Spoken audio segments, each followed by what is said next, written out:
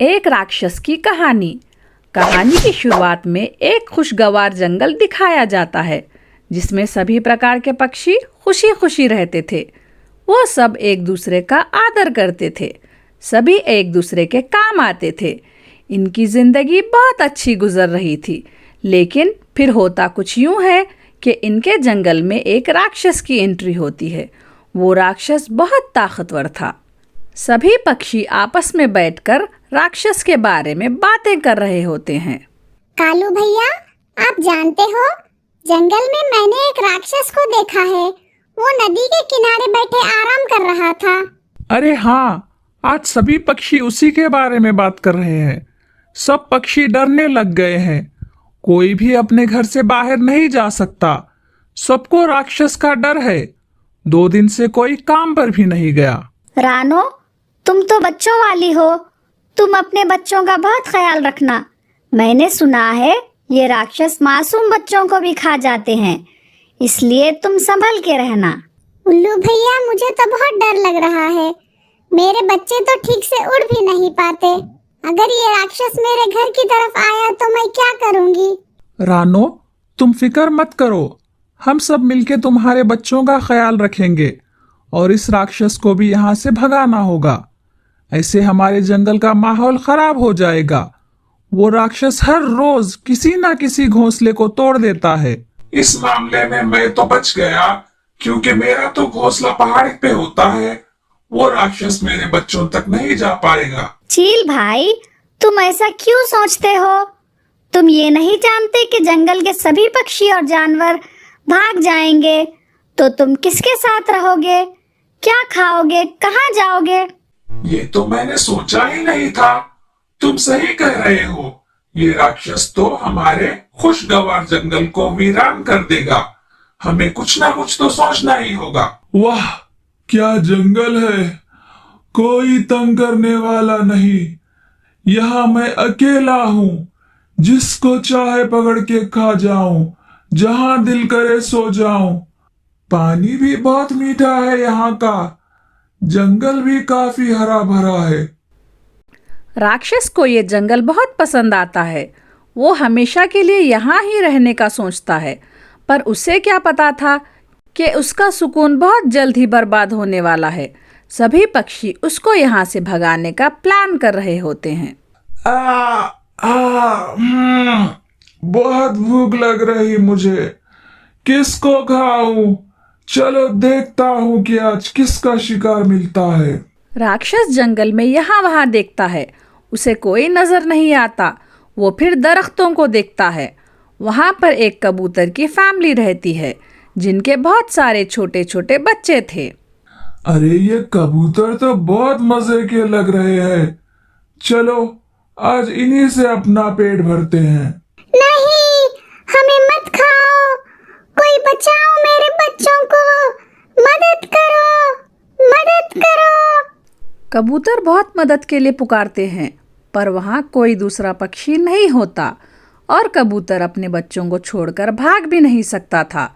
वो अपने बच्चों को बचाने के लिए राक्षस से कहता है, सुनो राक्षस, तुम मुझे खा लो, पर मेरे मासूम बच्चों को मत खाओ। ये तो जानते भी नहीं कि मौत क्या होती है। अच्छा, ठीक है, मैं तुम्हारी बात मान लेता हूँ। चलो मेरे मुंह के अंदर चले जाओ शराफत से। राक्षस बहुत मक्कार होता है। वो कबूतर को खा जाता है, मगर उसके बाद वो उसके सभी बच्चों को भी खा जाता है। वो जानता था, अगर मैंने पहले बच्चों को खा लिया तो कबूतर भाग जाएगा, इसलिए उसने उस कबूतर की मासूमियत का फायदा उठाया था। आज तो बहुत मजा आ गया। इतने लजीज पक्षी थे कि दिल कर रहा था पूरा जंगल ही पका के खा जाऊं। राक्षस को अब पता चल गया था कि इस जंगल के पक्षी बहुत टेस्टी हैं। वो सोचता है, रोज इन पक्षियों के बच्चों को खाऊंगा। फिर एक दिन, गुड़िया, तुम घर में ही रहना। तुम घर में सबसे बड़ी हो और अपने छोटे भाई बहनों का ख्याल रखना। मैं आती हूँ कुछ देर में। आज पक्षियों की मीटिंग है, मुझे वहाँ जाना है। तुम बिल्कुल आवाज मत करना और सभी से कहना चुप रहे। बिल्कुल शोर नहीं करना, वरना वो राक्षस सुन लेगा। ठीक है मम्मी, हम चुप रहेंगे और बाहर भी नहीं जाएंगे। सभी पक्षी मीटिंग करते हैं और ये फैसला होता है कि हम अब और बर्दाश्त नहीं करेंगे। वो राक्षस हर रोज किसी न किसी को मार के खा जाता है। सुनो भाई लोगों, क्या आप सब लोग इस बात के लिए तैयार हो कि हम उस राक्षस का मुकाबला करके उसे इस जंगल से निकाल दें? हाँ, मैं तैयार हूँ और हम सब भी तैयार हैं। मैं तो उसे अपने पंजों से नोच दूंगा। सभी पक्षी फैसला करते हैं कि जब राक्षस सो रहा होगा हम उसके ऊपर हमला कर देंगे। अगले ही दिन सभी तैयार हो जाते हैं, उस राक्षस के सोने का इंतजार करते हैं। कालू, देखो वो राक्षस सो रहा है, उसकी आंखें बंद हो रही हैं। चलो हमले के लिए तैयार हो जाओ। हाँ रानो, मैं बिल्कुल रेडी हूँ। हाँ, मैं भी रेडी हूँ। फिर वो राक्षस सो जाता है।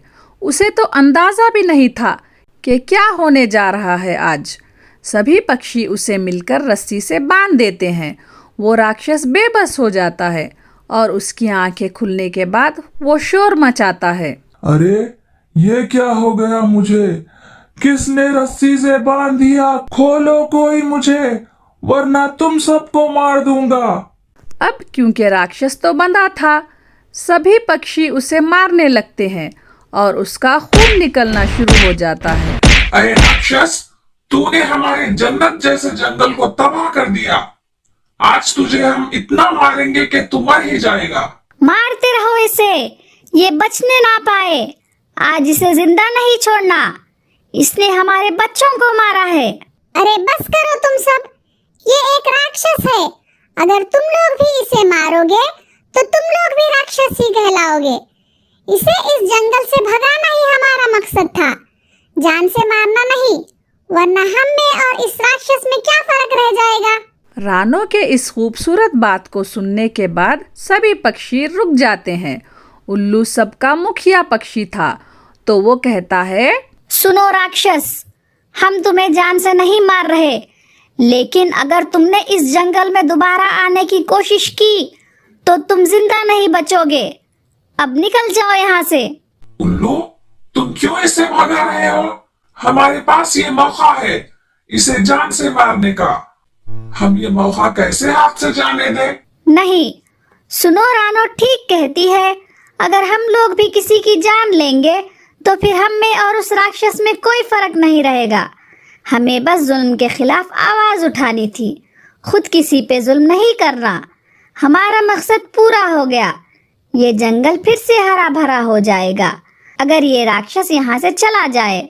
उल्लू की ये बात सुन के सभी पक्षी रजामंद हो जाते हैं। चील भी उल्लू की बात मान लेता है। धन्यवाद उल्लू भैया, आपने मेरी बात सुनी और सबको समझा दी। रानो, तुमने ठीक टाइम पे सही बात की और हम सबको राक्षस बनने से बचा लिया, वरना तो हम बाद में सोचते कि हमने गलत किया है।